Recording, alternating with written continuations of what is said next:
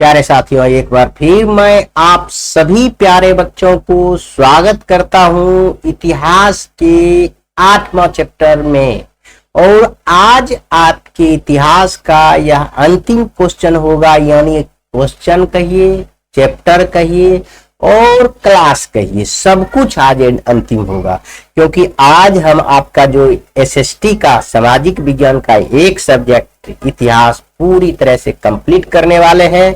उसके बाद हम लोग पढ़ेंगे उम्मीदता ज्योग्राफी, जिसको आप भूगोल कहते हैं, भूमि पर के बारे में अध्ययन करेंगे। देरी ना करते हुए, जैसा कि स्क्रीन पर आप देख रहे हैं, पढ़ेंगे। आज 8वां चैप्टर है प्रेस, संस्कृति एवं राष्ट्रवाद। प्रेस, संस्कृति एवं राष्ट्रवाद के बारे में बहुत ही बेहतरीन तरीका से हम लोग देखेंगे। यह अंतिम चैप्टर और 8वां चैप्टर है, यह भी हम लोग वन शॉट में देखेंगे। और हम आपको पूर्व से बताते आ रहे हैं 90% सवाल इसी वीडियो से आपको देखने के मिलेगा, इसलिए आप वीडियो को कृपया करके देखना ना भूले। और हम गारंटी लेता हूं, आप प्रीवियस ईयर क्वेश्चन जाके देख लीजिए, जरूर मिलेगा इससे। लेकिन कहते हैं सफलता एक चुनौती है, इसे स्वीकार करो। और सफलता नहीं प्यारे बच्चों, असफलता, अगर फेल्योर जिसको आप लोग कहते हैं, वह एक चुनौती है, इसे स्वीकार करो। क्या कमी रह गई देखो और सुधार करो। क्या कमी रह गई जो असफल हुए हम लोग, उस पर हम लोग देखेंगे और गहन अध्ययन करेंगे। क्योंकि आपके एग्जाम बार बार आपका कोचिंग में, सरकारी स्कूल में लेते रहता है और आपको क्वेश्चन देखते ही आप भड़क जाते हैं। मैं भी आपको क्वेश्चन का सीरीज बहुत जल्द ऑब्जेक्टिव सब्जेक्टिव सब लाने वाला हूं। पहले आपका पूरा सिलेबस समाप्त कर देता हूं। क्वेश्चन तो इसी में है, मैं कभी क्वेश्चन बताता हूं, थ्योरी के साथ साथ क्वेश्चन आंसर सब कराता हूं प्रत्येक चैप्टर में। ऑब्जेक्टिव खाली नहीं करता भैया, ऑब्जेक्टिव होगा।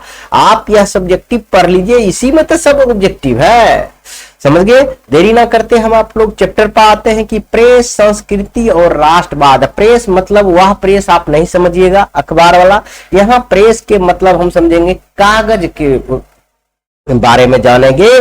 कागज कैसे हुआ, कागज का आविष्कार कैसे हुआ, क्यों हुआ, कागज का क्या महत्व है, ये सब कुछ पढ़ेंगे।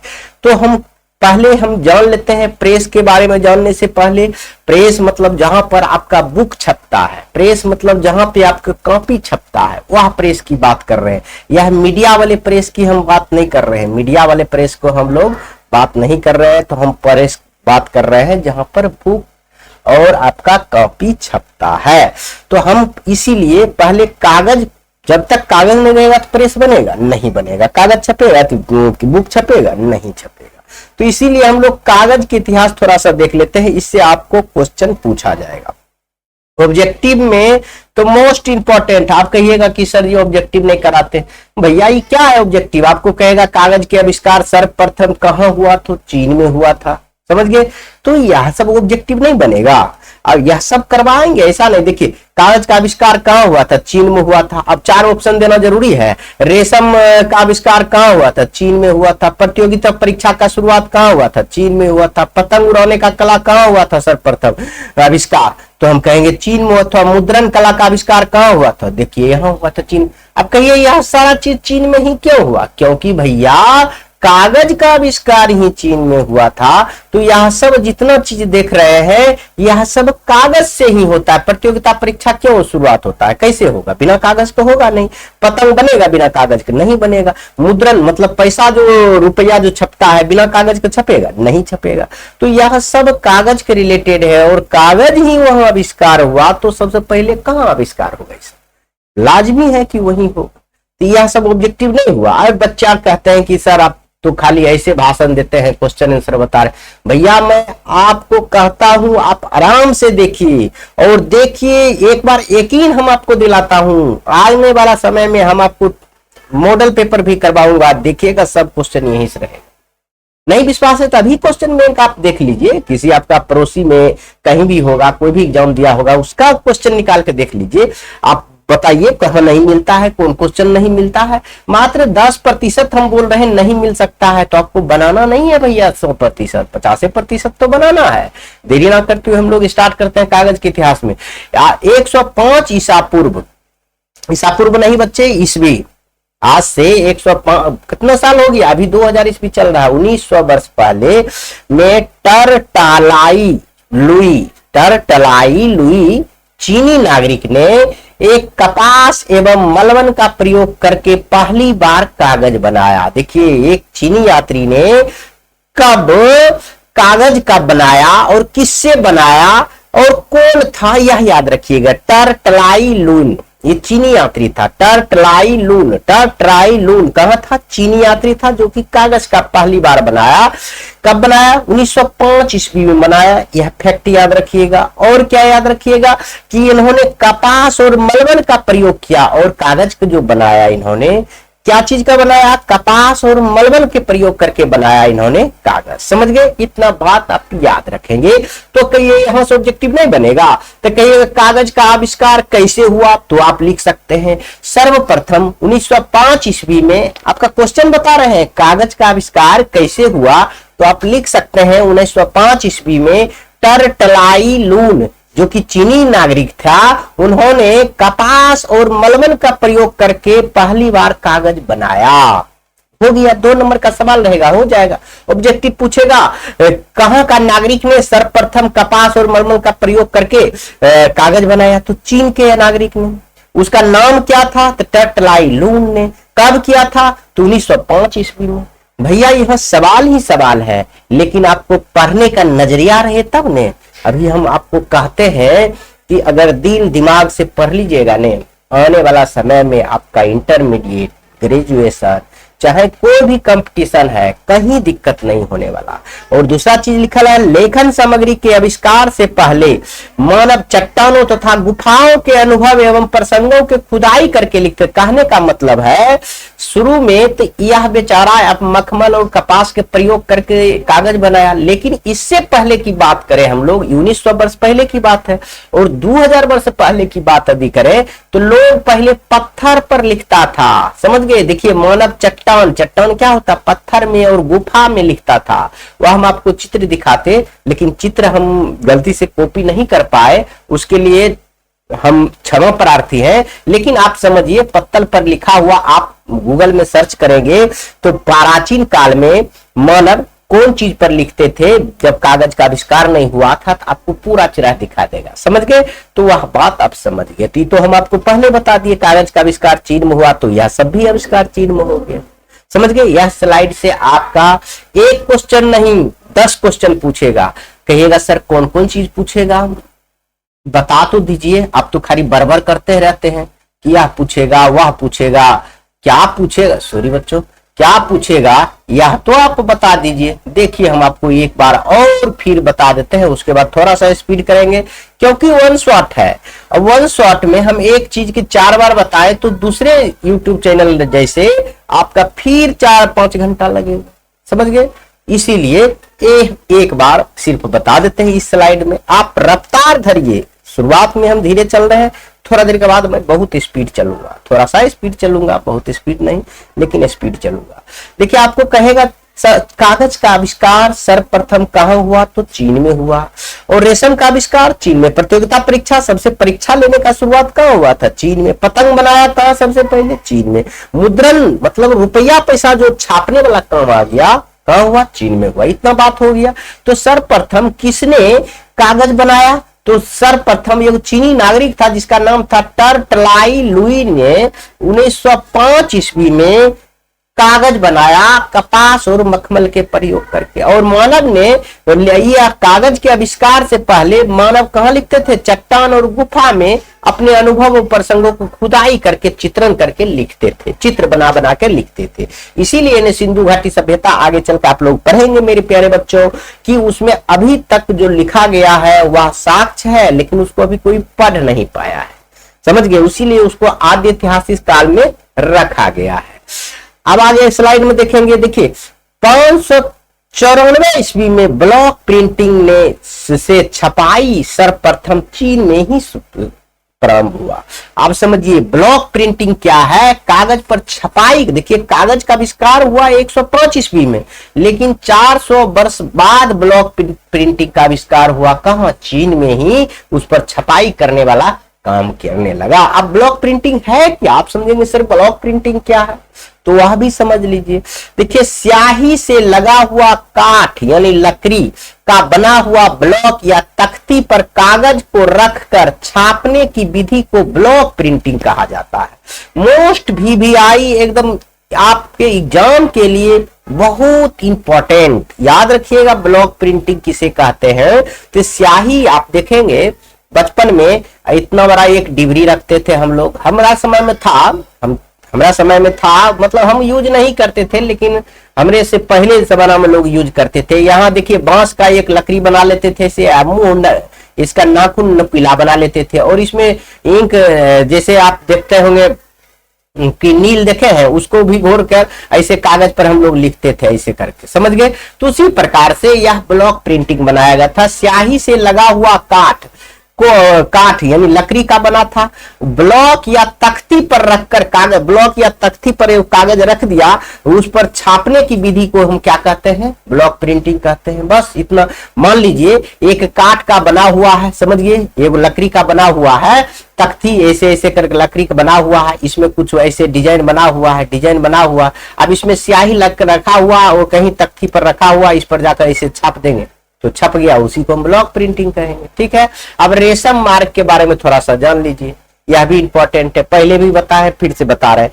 प्राचीन काल में चीन से भारत, मध्य एशिया एवं यूरोप को जाने वाली व्यापारिक मार्ग को रेशम मार्ग कहा जाता है। यह देखिए आपको पिछला चैप्टर में भी था, इसमें भी है। देखिए प्राचीन समय में जो चीन से भारत, मध्य एशिया एवं यूरोप को जोड़ने वाली जो व्यापारिक मार्ग था, जो ओरिजिनल व्यापारिक मार्ग था, उससे रेशम को ज्यादा व्यापार होता था, इसलिए उसे रेशम मार्ग कहा जाता है। समझ गए, इतना याद रखिए।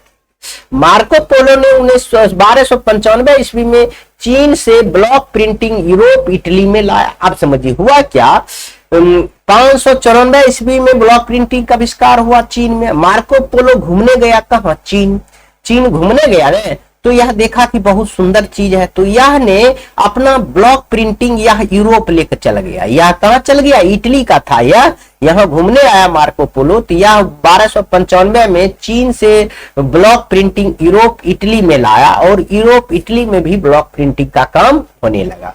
मूवेबल टाइप, देखो मूवेबल टाइप्स, इसका विकास सर्वप्रथम 13वीं शताब्दी में पूर्वार्ध में मध्य कोरिया में हुआ था। देखिए, लेकिन मूवेबल टाइप करने का जो प्रक्रिया था, यहाँ तो हटा देते हैं ये सब, मूवेबल मतलब जो इधर से उधर घसकाने वाला काम था, ब्लॉक प्रिंटिंग में घसकाने वाला काम नहीं होता था, लेकिन मूवेबल टाइप का आविष्कार जो हुआ सर्वप्रथम कहाँ हुआ, पूर्वार्ध, मतलब 13वीं सदी का पूर्वार्ध, मतलब उससे पहले 1250 समझिए, तो इससे पूर्वार्ध में मध्य कोरिया में हुआ था। मध्य कोरिया एक देश है, उसमें हुआ में छापी गई थी, मध्य कोरिया में आविष्कार हुआ, चाहे छापी गई थी।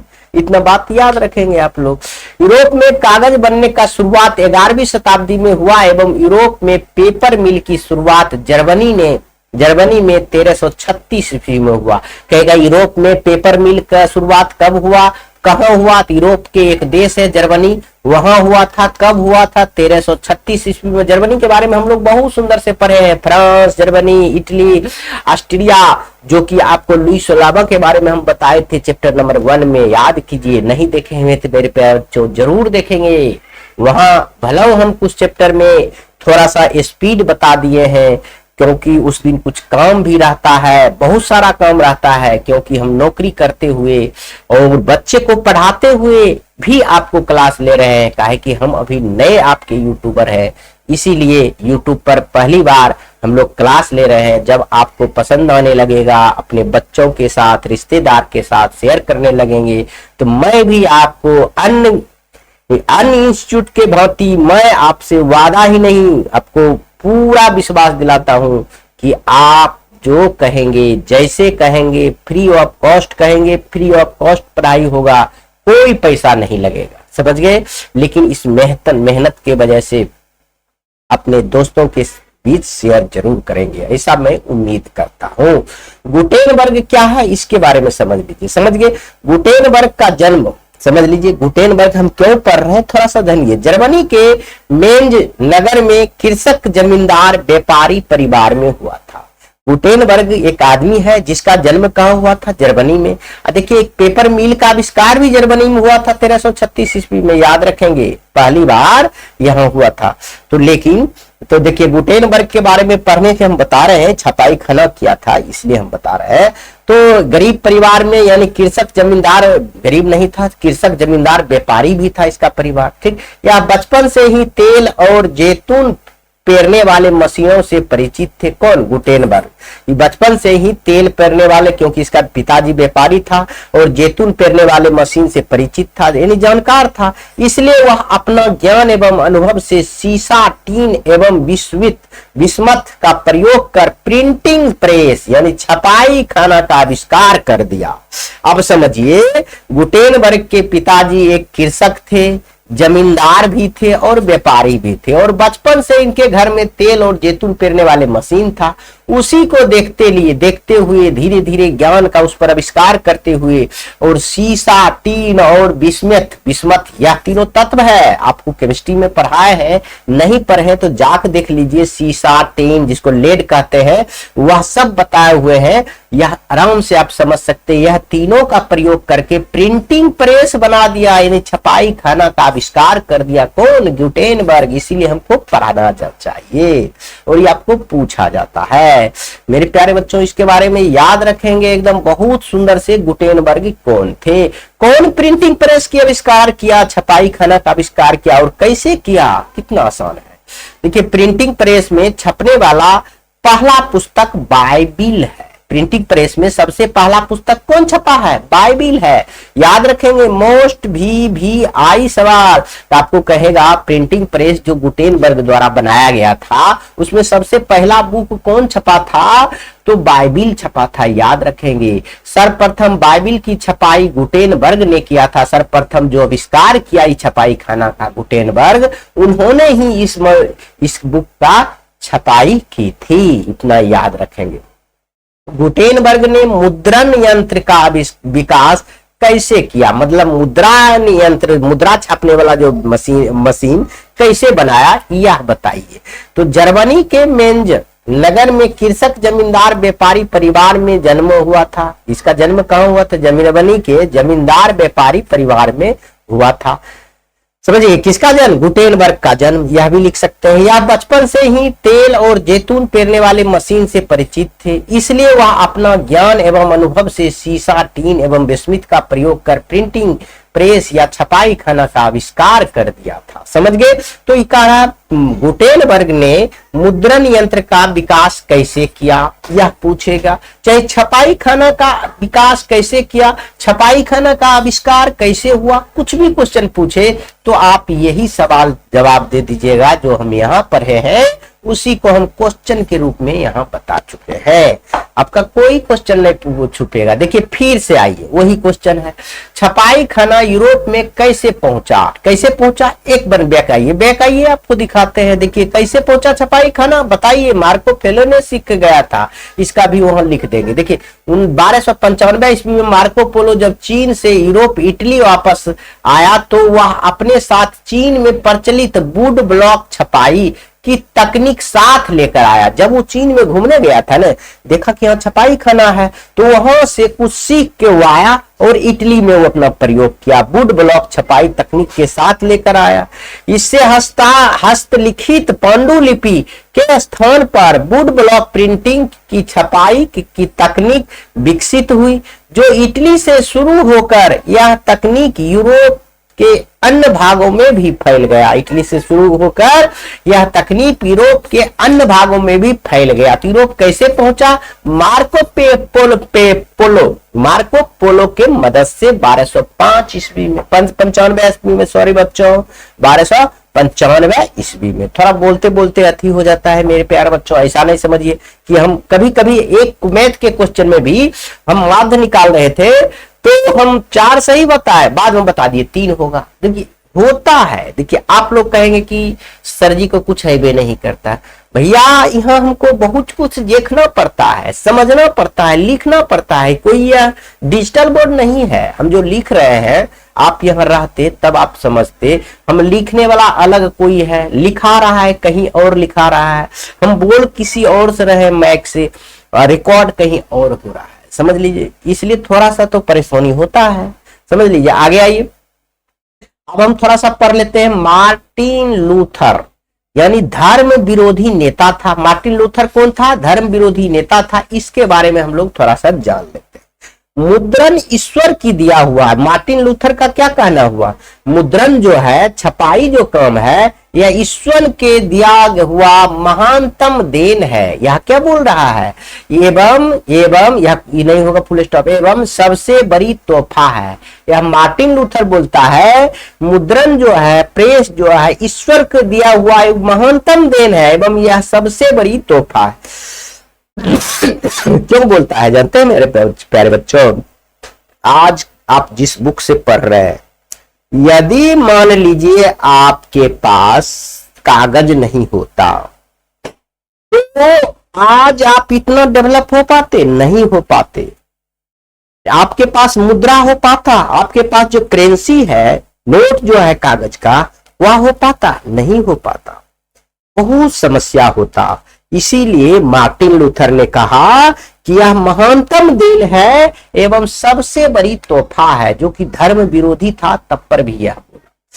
चर्च की कुरीतियों की आलोचना करते हुए अपनी 95 स्थापनाएं लिखी। इन्होंने चर्च की कुरीतियों में जो बुराइयां था उसको आलोचना करते हुए अपने इन्होंने कितना 95 स्थापनाएं लिखी।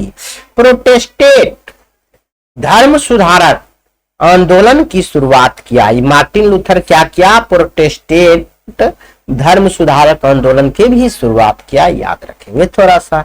इनकी क्या है यह पढ़ लीजिए। धर्म विरोधी विचारों को दबाने के लिए एवं विरोधी विचारधाराओं के प्रकाशकों और पुस्तकों विक्रेताओं पर प्रतिबंध लगाया गया। यह क्या था? इंक्विजिशन, यह एक तरह का कानून था जिसमें धर्म विरोधी विचार दबाने के लिए एवं विरोधी विचारधारा को प्रकाशन और पुस्तक विक्रेता पर प्रतिबंध लगाने के लिए यह लागू किया गया। इंक्विजिशन मतलब कि धर्म विरोधी जो विचारधारा पुस्तक में छप रहा है, जिससे लड़ाई झगड़ा दंगा सब हो सकता है, उसको दबाया जा सके, उसको रोका जा सके, वह प्रकाशन विक्रेता पुस्तक बिक्री नहीं होना चाहिए, उसी को प्रतिबंध लगाने के लिए इंक्विजिशन का लागू किया, याद रखें। अब आएंगे इंक्विजिशन से आप क्या समझते हैं? इसकी क्यों जरूरी पड़ी? यह जरूरत क्यों पड़ी? बहुत सुंदर क्वेश्चन, बहुत इंपॉर्टेंट क्वेश्चन। देखिए कितना सुंदर चीज है। धर्म विरोधी विचारों को दबाने के लिए कैथोलिक चर्च में इंक्विजिशन आरंभ किया। अब समझिए, आप धर्म को, आप हिंदू हैं वह मुसलमान है, चाहे आप मुसलमान हैं वह हिंदू हैं, अब दोनों कहिएगा कि मुस्लिम हमारा अच्छा है हिंदू खराब है, ये कहेगा हिंदू अच्छा है मुस्लिम खराब है। अब मानिए दोनों में समस्या पैदा होगा कि दोनों में एक दूसरे से लड़ाई हो जाएगा, सांप्रदायिक दंगा हो सकता है, इसलिए यह लाना बहुत जरूरी था इंक्विजिशन, समझ गए? तो जिसके माध्यम से धर्म विरोधी विचारों को दबाने के लिए एवं विरोधी विचारधारा को प्रकाशन और पुस्तक विक्रेताओं पर प्रतिबंध लगाया गया। बहुत सुंदर किया गया। इसकी जरूरत इसलिए पड़ी क्योंकि छपाई से नए बौद्धिक माहौल का निर्माण हुआ था। आंदोलन के नए विचारों का फैलाव बड़ी तेजी से आम लोगों तक पहुंचा। इसे कम पढ़े लिखे लोगों भी धर्म का अलग अलग परिचित हुई। विपरीत विचार आने से कैथोलिक चर्च क्रुद्ध हो गए, जिसके कारण इंक्विजिशन का शुरुआत हुआ। समझ गए? जैसे विचार में, जैसे किसी धर्म के प्रति विरोध कर रहे थे तो बहुत सारा क्रोध हो गया, बहुत बड़ा लड़ाई हो गया कैथोलिक और चर्च के बीच में, जिसके कारण यह लाया गया, जो कि अच्छे ही हुआ। आगे आइए, भारतीय प्रेस की विकास में ईसाई धर्म प्रचारकों के योगदान का मूल्यांकन करें। भारत के प्रेस के जो विकास हुआ, इसमें ईसाई धर्म के प्रचारक जो थे उसका क्या योगदान था, उसके बारे में हमको लिखना है। तो क्या लिखेंगे हम लोग? सॉरी बच्चों, भारतीय प्रेस के विकास में ईसाई धर्म प्रचारक का बड़ा योगदान था, बहुत बड़ा योगदान था। 16वीं शताब्दी के मध्य में गोवा में पुर्तगाली धर्म प्रचारकों ने पहली बार छापाखाना खोला। देखिए भारत में सबसे पहली छापाखाना कहाँ, पुर्तगाली के धर्म प्रचारक ही ने पहले खाना खोला था गोवा में, याद रखेंगे। उन लोगों ने स्थानीय लोगों को कोंकणी भाषा सिखाकर कर सकते हैं, उसमें अनेक पुस्तकें छापी। कोंकणी भाषा सिखाकर क्या किया, अनेक पुस्तक छाप दिया। 16वीं शताब्दी से कैथोलिक पादरियों ने तमिल भाषा में पहली पुस्तक कोचीन में प्रकाशित की गई। तमिल भाषा के पहली पुस्तक कहां प्रकाशित की गई, कोचीन में, याद रखेंगे। इसी समय से भारत में पुस्तकों की छपाई ने गति पकड़ी। 1674 ईस्वी तक कोंकणी और कन्नड़ में लगभग 50 पुस्तकें का प्रकाशन हो चुका था। डच धर्म प्रचारक भी पुस्तकों की छपाई में पीछे नहीं रहे। उन लोगों ने पुरानी पुस्तक को अनुवाद सहित 32 तमिल भाषा के पुस्तकें छापी। इस प्रकार भारत में पुस्तकों का प्रकाशन यूरोपीय धर्म प्रचारक द्वारा प्रारंभ किया गया। तो देखिए बहुत बड़ा योगदान था ईसाई धर्म प्रचारक को, क्योंकि उन्होंने एक छापाखाना बनाया, खोला और उसमें पहले अपना भारत की भाषा जो कोंकणी भाषा में ही पुस्तक छापा और धीरे धीरे पुस्तक छापने लगा। यह थोड़ा एक दो बार देख लेंगे तो बहुत सुंदर से आपको समझ में आ जाएगा। आगे देखिए, मुद्रण क्रांति एवं आधुनिक विश्व में कैसे प्रकाशित, मुद्रण क्रांति ने आधुनिक विश्व में कैसे प्रभावित किया, यह बात आप जानिए, बहुत सुंदर से जान सकते हैं। मुद्रण क्रांति ने आधुनिक विश्व को कैसे प्रभावित किया, यह तो जानना होगा आपको, बहुत सुंदर से जान सकते हैं। देखिए छापा खाना की संख्या में वृद्धि के फलस्वरूप पुस्तक निर्माण में वृद्धि हुई। जब छापाखाना बना तो पुस्तक तो लाजमी है कि बहुत ज्यादा बनेगा।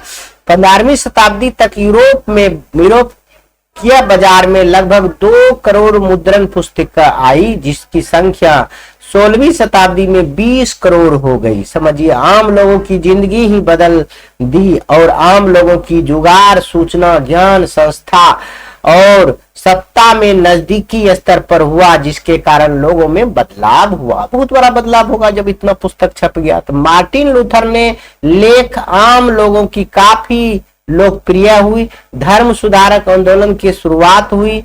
धर्म सुधार आंदोलन में नए विचारों का फैलाव काफी तेजी से आम लोगों तक पहुंचा, क्योंकि बुक के माध्यम से प्रेस के माध्यम से बहुत तेजी से आम लोगों के तक पहुंच जाता है। भारत में प्रिंटिंग प्रेस का विकास कैसे हुआ, most important, most VVI question है। ये आपको कई बार पूछा गया कि भारत में प्रिंटिंग प्रेस का विकास को लिखे, तो लिख सकते हैं। भारत में सर्वप्रथम 16वीं सदी में प्रिंटिंग प्रेस का स्थापना का श्रेय पुर्तगालियों ने गोवा में किया था। इतना बात आप जान रहे हैं, अभी कुछ देर पहले पढ़े थे। देखिए पुर्तगालियों ने सर्वप्रथम कहाँ किया था, गोवा में किया था, समझ गए।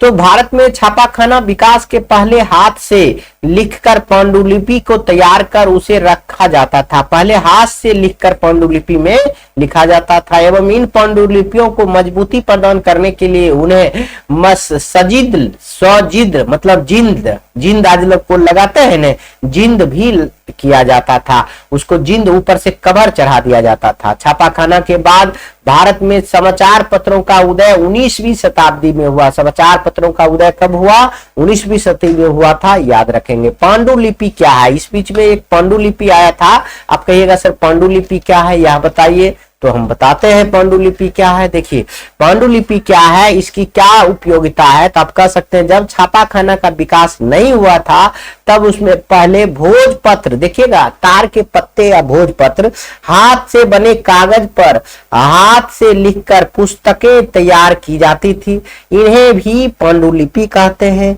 इसके किनारे को सुंदर रंगीन चित्रों से सजाया जाता था। इनके पत्तों में जिंद चढ़ा दी जाती थी जिससे वे सुरक्षित रहे।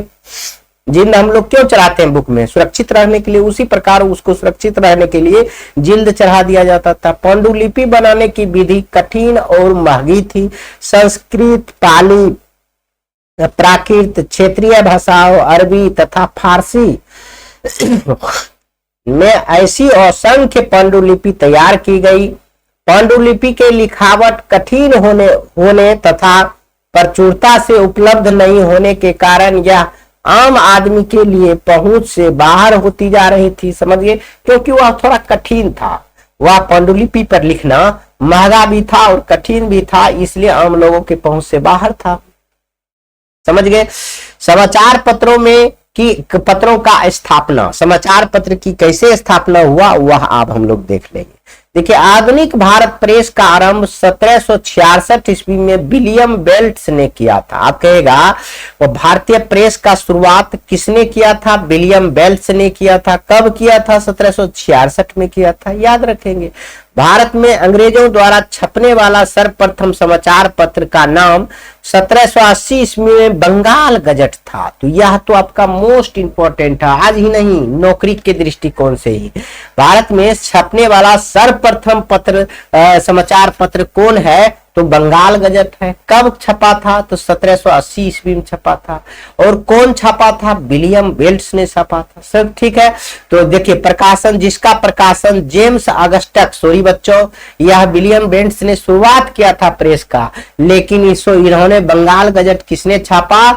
जेम्स अगस्टक ने छापा। जेम्स अगस्टक यानी जे के हिक्की ने किया था। इसका गजट, बंगाल गजट का प्रकाशन किसने किया था? जे के हिक्की ने किया था। 1780 में ही अंग्रेजों के द्वारा प्रकाशित इंडिया गजट दूसरा समाचार पत्र था। अंग्रेज के द्वारा एक पहला बंगाल गजट, उसके बाद दूसरा इंडिया गजट भी था। यह दोनों सबसे पहला प्रेस यानी समाचार पत्र छपने वाला है, याद रखेंगे।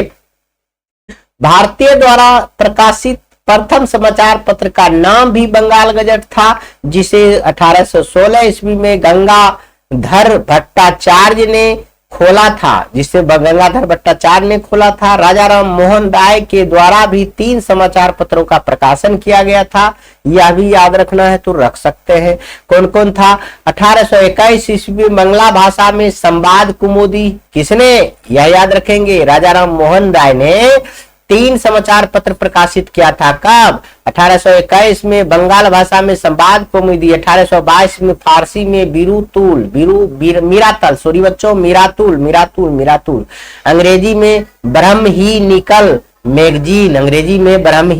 मैगजीन, यह तीनों याद रख सकते हैं।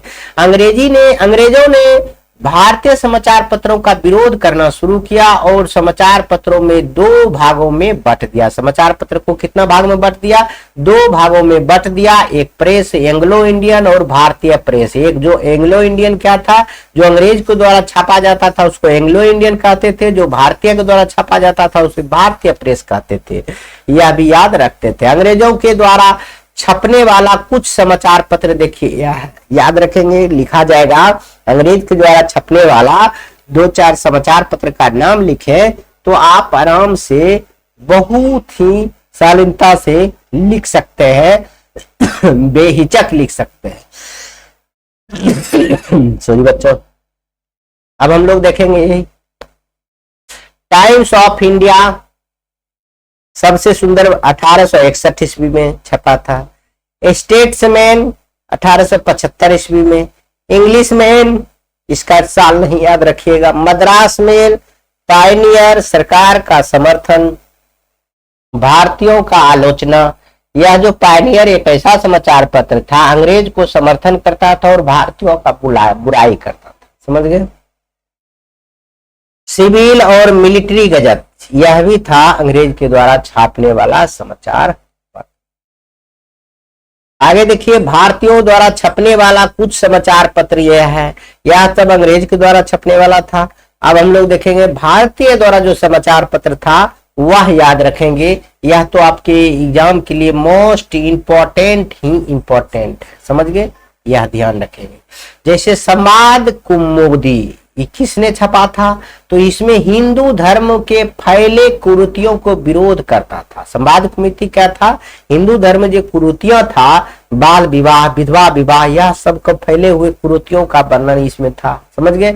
मीरातुल अखबार, इसमें इस्लाम धर्म के फैले हुए कुरीतियों के बारे में चर्चा था। ब्राही निकल मैगजीन अंग्रेजी में था। यह तीनों कौन छापा था? राजा राम मोहन राय ने छापा था, यह याद रखेंगे।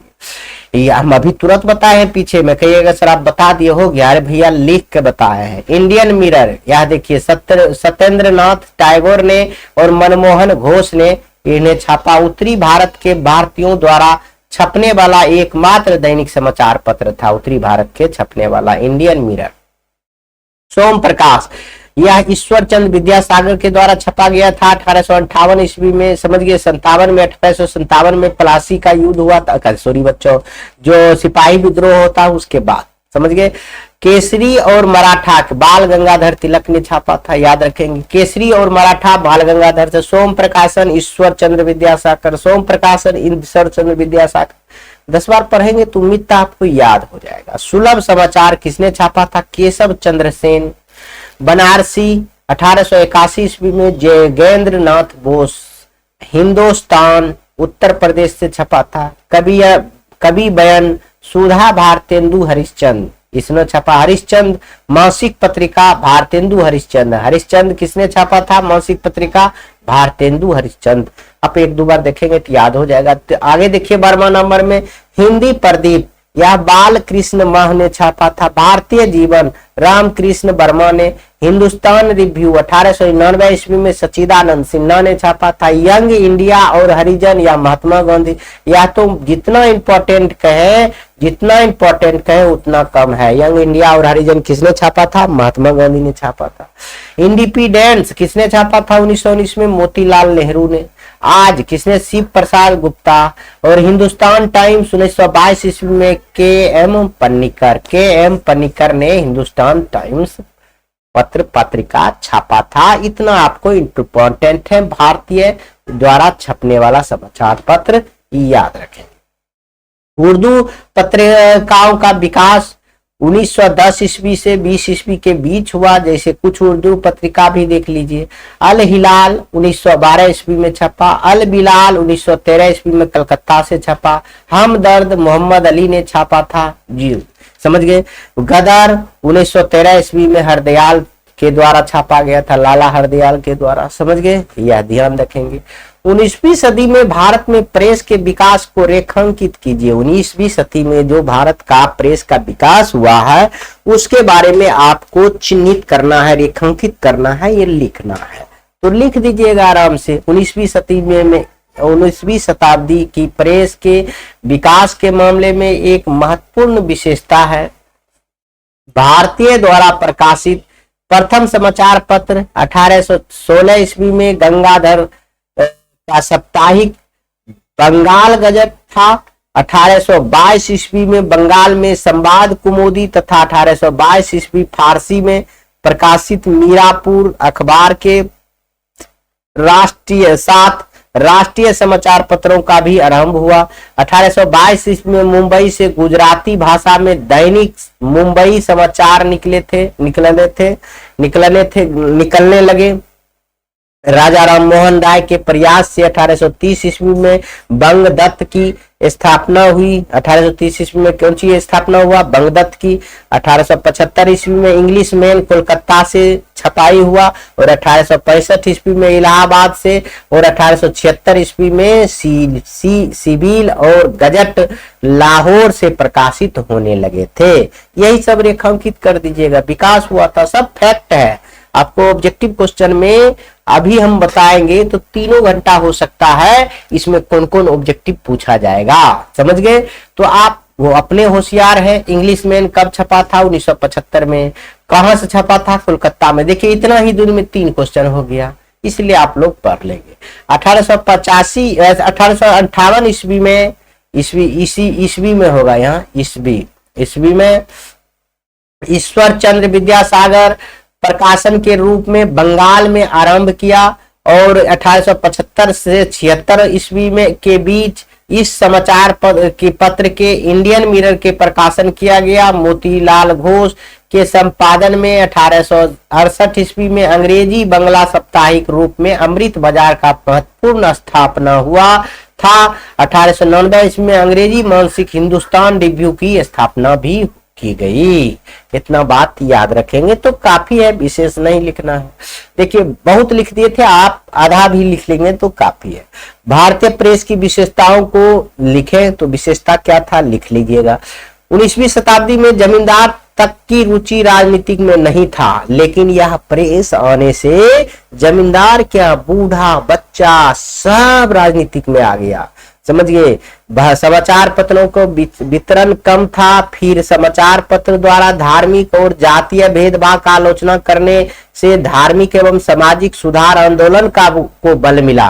भारत में दो तरह के प्रेस थे, एंग्लो इंडियन प्रेस और भारतीय प्रेस, अंग्रेजी द्वारा प्रेस और भारतीय प्रेस।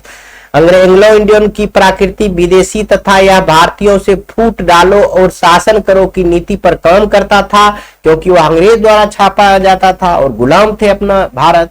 इसके द्वारा भारतीय नेताओं पर राज्य के प्रति गैर वफादारी का सदैव आरोप लगाया जाता रहा। 19वीं सदी से 20वीं सदी से में राजा राम मोहन राय, सुरेंद्रनाथ बनर्जी, बाल गंगाधर तिलक, दादा भाई नौरोजी, जवाहरलाल नेहरू, महात्मा गांधी, मोहम्मद अली जिन्ना, मोहम्मद अली, मौलाना आजाद आदि ने प्रेस की शक्तिशाली तथा प्रभावशाली बनाया। आदि यह सब लोग कौन सी किया, प्रेस को शक्तिशाली बनाया और प्रभावशाली बनाया। अब अंग्रेज क्या किया, जैसे ही प्रभावशाली हो गया इन्होंने एक वर्नाकुलर एक्ट ला दिया कि भारतीय अब हिंदी भाषा में पत्रकार नहीं छपेगा। देखिए कितना हरामी है अंग्रेज।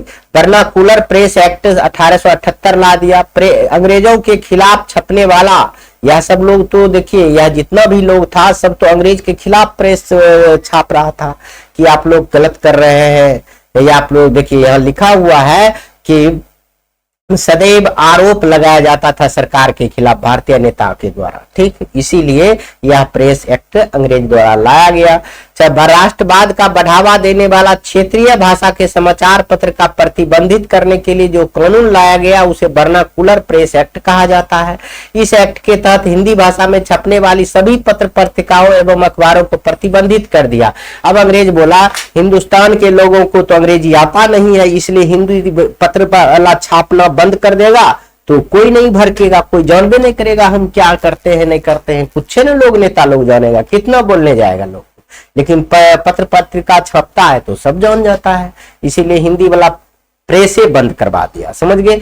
वर्नाकुलर एक्ट के कारण ही बंगाली भाषा में छपने वाला अमृतलाल बजाज पत्रिका ने रातों रात अपनी भाषा बदलकर अंग्रेजी कर लिया, जिसे संपादन मोतीलाल घोष थे, जिसका संपादक अब देखिए भारत में भी ऐसा एक पत्रकार है जो कि बंगला भाषा में छप रहा था, अमृतलाल बजाज की पत्रिका, जो रातों रात भाषा अपनी बदलकर अंग्रेजी भाषा कर लिया और जिसका संपादक मोतीलाल घोष करने लगा। समझ गए।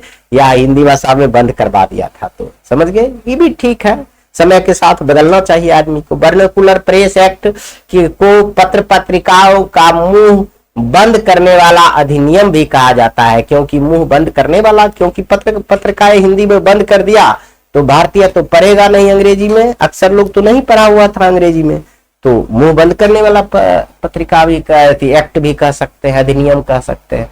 भारतीय प्रेस का मुक्तिदाता किसे कहा जाता है, चार्ल्स मेटकॉक को याद रखेंगे। भारतीय प्रेस का मुक्तिदाता किसे कहा जाता है, चार्ल्स मेटकॉक को बहुत सुंदर से याद रखेंगे। भारतीय द्वारा वर्नाकुलर प्रेस एक्ट का विरोध क्यों किया गया, क्योंकि करना लाजमी था, क्योंकि वो अंग्रेज ने बोला अंग्रेजी छपेगा हिंदी छपवे नहीं करेगा, जिसमें बहुत सारा भारतीय को अंग्रेजी आता ही नहीं था, तो वह देश भावना कैसे, राष्ट्र भावना कैसे जगता, इसलिए विरोध किया गया। लिख सकते हैं भारतीय द्वारा वर्नाकुलर प्रेस एक्ट का विरोध किया गया क्योंकि लॉर्ड लिटन के द्वारा 1878 ईस्वी में लाए गए वर्नाकुलर एक्ट का मुख्य उद्देश्य देसी भाषाओं में समाचार पत्रों का कठोर अंकुश लगाना, मतलब रोक लगा दिया था, देसी भाषा में पत्रकार नहीं छपेगा। इस अधिनियम के अनुसार भारतीय समाचार पत्रों का कोई समाचार प्रकाशित नहीं कर सकते हैं जो अंग्रेजी समाचार के प्रति दुर्भावना प्रकट करता हो। जो अंग्रेजी सरकार, जो अंग्रेज के सरकार चल रहा था उसके प्रति कुछ गलत अगर लिख रहे तो वह समाचार पत्र नहीं छपेगा, यह भी उसने कह दिया। इस कानून के द्वारा प्रेस पर कठोर नियंत्रण लगाया गया। इस प्रतिबंध से बचने के लिए प्रकाशकों ने अपनी लेखों की समीक्षा करवानी आवश्यक थी, इसलिए भारतीय राष्ट्रवादियों ने इस अधिनियम का कड़ा विरोध किया। समझ गए, कड़ा विरोध किया। आगे हम लोग देखेंगे, लॉर्ड लिटन राष्ट्रीय आंदोलन की गतिमान क्यों बनाया, कैसे लॉर्ड लिटन ने राष्ट्रीय आंदोलन को गति दे दिया। कैसे, देखिए कैसे गति दे दिया, बहुत आसानी से हम बता सकते हैं। लॉर्ड लिटन ने अंग्रेजी समाचार पत्र का समर्थक था, लेकिन देसी समाचार पत्रों का समाजवादी नीति के विरुद्ध राष्ट्रवादी भावनाओं को उत्पन्न किया। इसने 1878 ईस्वी में हिंदी भाषा के समाचार पत्रों को अधिक नियंत्रण में लाने का प्रयास किया। राष्ट्रीय स्तर पर इसका मुखर विरोध हुआ, जिससे राष्ट्रीयता की भावना पनपी और भारतीय लोगों में उबाल लाने का प्रयास काम किया। अगर वह वर्नाकुलर प्रेस एक्ट नहीं लाता 1878 ईस्वी में, तो लोगों में उतना उबाल नहीं आता, लेकिन जैसे ही बंद करा दिया तो पत्रकार महोदय सब बोलने लगा, देखिए हिंदी में बंद करवा दिया, कितना सरकार कठोर है। हम समाचार ही नहीं छाप रहे थे, उसका खिलाफ में थोड़े कर रहे थे, जो गलत कर रहा था तो हम लिख रहे थे, तो इसलिए और गतिमान आंदोलन हो गया राष्ट्रीय आंदोलन। समझ गए, इसीलिए तो भारतीय राष्ट्रीय आंदोलन के विकास में प्रेस की क्या भूमिका है यह देख लीजिए। प्रेस के माध्यम से राष्ट्रीय नेताओं ने अंग्रेजी राज की शोषणकारी नीतियों का पर्दाफाश करते हुए जन जागरण फैलाव का कार्य किया। समझ गए, जो अंग्रेज सरकार द्वारा जो गलत काम कर रहा था, शोषण कर रहा था, उसको उजागर करने का काम किया प्रेस के द्वारा। तो भूमिका है कि नहीं है। विभिन्न प्रकार के अंग्रेजी नीतियों के प्रति व्यापक असंतोष को सरकार के समक्ष पहुंचाने का कार्य प्रेस ही किया। बात जो नहीं रहे, और क्या क्या किया, बहुत चीज आप कह सकते हैं। अंग्रेजों के द्वारा भारत का जो आर्थिक शोषण हो रहा था, उसके विरोध प्रेस ने आवाज उठाया। भारतीय राजनेताओं ने अपनी आवाजों को जनता तक पहुंचाने के लिए प्रेस का सहारा लिया। सामाजिक सुधार के क्षेत्र में प्रेस और सामाजिक रूढ़ियों, रीति रिवाजों, अंधविश्वास तथा अंग्रेजी सभ्यता के प्रभाव को लगातार आलोचना लेख का प्रकाशन किया। समझ गए, अंग्रेजी सरकार का विरोध करने वाला लेख भी प्रकाशन हुआ। दक्षिण अफ्रीका में गांधी जी का प्रयास का भारतीय प्रेस को उल्लेख किया गया। देश के राष्ट्रीय दक्षिण अफ्रीका में जो गांधी जी तांडव किए थे अंग्रेज के खिलाफ, वह भी प्रेस में छप गया था। समझ गए कि उसको बदनामी किया था अंग्रेजों सब ने। समझ गए, जिसको हारना पड़ा, माफी मांगना पड़ा। तो यहाँ देश में राष्ट्र भावना नहीं जागेगा, जरूर जागेगा। नई दिशा देने एवं राष्ट्र निर्माण में भी प्रेस की महत्वपूर्ण भूमिका रही। संपूर्ण देश के लोगों के बीच सामाजिक कुरीतियां दूर करने, राजनीतिक एवं सांस्कृतिक एकता स्थापित करने का भी कार्य किया इन्होंने। समझ गए, स्वतंत्र भारत में प्रेस की क्या भूमिका, प्रेस की भूमिका पर प्रकाश डाले। जो भारत स्वतंत्र हो गया तब क्या था स्वतंत्र प्रेस की भूमिका, उस पर थोड़ा सा लिख दीजिएगा। स्वतंत्र भारत में प्रेस की भूमिका काफी ज्यादा प्रभावशाली रही है। यह राजनीतिक, सामाजिक, आर्थिक और अंतर्राष्ट्रीय संबंधों के विकास में प्रभावशाली भूमिका निभा रहा है। यह अंतर्राष्ट्रीय, राष्ट्रीय, प्रादेशिक, क्षेत्रीय घटनाओं, सरकारी नीतियों, खेल कूद तथा मनोरंजन की सूचना देने वाली प्रमुख माध्यम भी बना हुआ है। यह समाचार पत्र सरकार पर प्रभावशाली नियंत्रण रखता है तथा लोकतंत्र के चौथे स्तंभ के रूप में कार्य करता है। लोकतंत्र के यह प्रेस को क्या कहा जाता है, चौथा स्तंभ, याद रखेंगे। 3 स्तंभ अब आपको पढ़ाएंगे पॉलिटी में, जिसको राजनीतिक शास्त्र कहते हैं। अभी आप समझ लीजिए कि वह प्रेस चौथा स्तंभ होता है। राष्ट्रीय आंदोलन में भारतीय प्रेस की कैसी प्रभावित किया, राष्ट्रीय आंदोलन में भारतीय प्रेस ने कैसे प्रभावित किया, यह भी देखिए। प्रेस से लाभ हुआ तो कुछ हानि भी हो सकता है, प्रभावित भी कर सकता है। प्रभावित इससे कुछ हानि नहीं हुआ, प्रभावित क्या रहा और आंदोलन को उग्र बना दिया। समझ गए, तो प्रभावित हुआ, अच्छा ही प्रभाव पड़ा। देखिए ना, हम बताते हैं प्रेस में राष्ट्रीय आंदोलन के हर पक्ष, चाहे वह राजनीतिक, आर्थिक, सामाजिक या सांस्कृतिक सबको प्रत्यक्ष रूप से प्रभावित किया। प्रेस के माध्यम से राष्ट्रीय नेताओं और अंग्रेजी सरकार की नीति में नव जागरण फैलाव का कार्य किया, उसको जगाने का काम किया। समझ गए। भारतीय राष्ट्रीय कांग्रेस की स्थापना से पहले समाचार पत्र राजनीतिक शिक्षा देने का दायित्व अपने ऊपर लिया। देश में राष्ट्रीय चेतना का प्रसार काफी तेजी से गति हुआ। अंग्रेजों द्वारा जो भारत का आर्थिक शोषण हो रहा था, इससे के विरुद्ध भी प्रेस ने आवाज उठाई।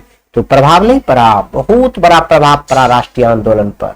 समझ गए। भारतीय प्रेस के आने से दक्षिण अफ्रीका में गांधी जी के प्रयासों का भारतीय प्रेस ने उल्लेख किया गया। देश के राष्ट्रीय आंदोलन को नई दिशा एवं निर्माण में प्रेस की महत्वपूर्ण भूमिका रही। संपूर्ण देश के लोगों के सामाजिक कुरीतियों को दूर करने तथा राजनीतिक एवं सांस्कृतिक एकता को महत्वपूर्ण योगदान रहा। सब कुछ को उछाल करने में भारतीय प्रेस राष्ट्रीय आंदोलन को बहुत बड़ा प्रभावित किया था। मुद्रण क्रांति एक बहुआयामी प्रभाव था।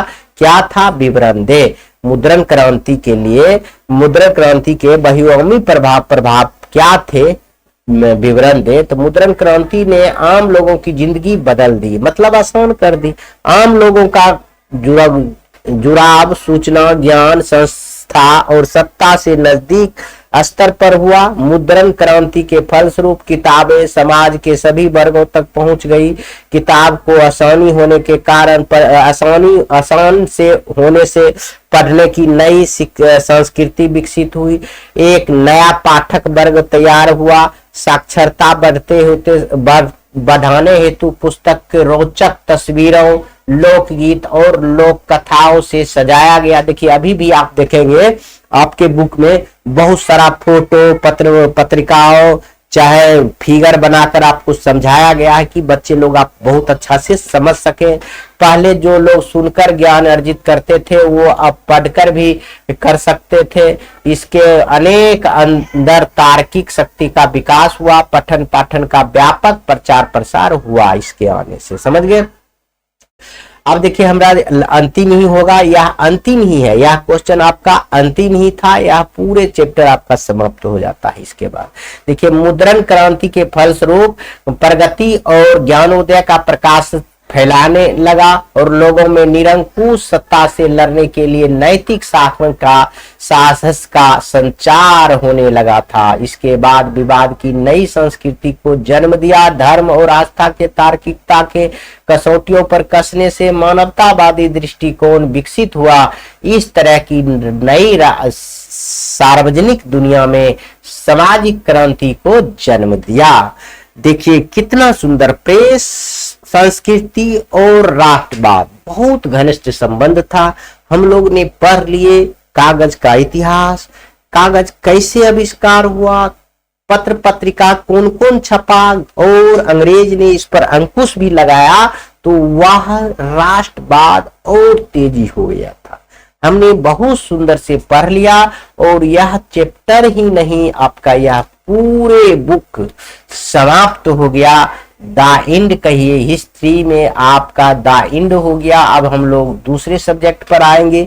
हमने आपको वादा किया था कि एक एक करके हम सारा कुछ लाएंगे और वन शॉट लाएंगे, पूरा बुक का भी वन शॉट लाएंगे। आपको दिसंबर जनवरी में एग्जाम से 1-2 महीना पहले हम लोग पूरे बुक का आपको वन शॉट भी देंगे। आप उसके लिए चिंता नहीं कीजिएगा। इसी के साथ वीडियो समाप्त करते हैं। वीडियो लगे तो अपने दोस्तों एवं रिश्तेदार के जरूर शेयर करेंगे, लाइक करें, सब्सक्राइब करें। धन्यवाद।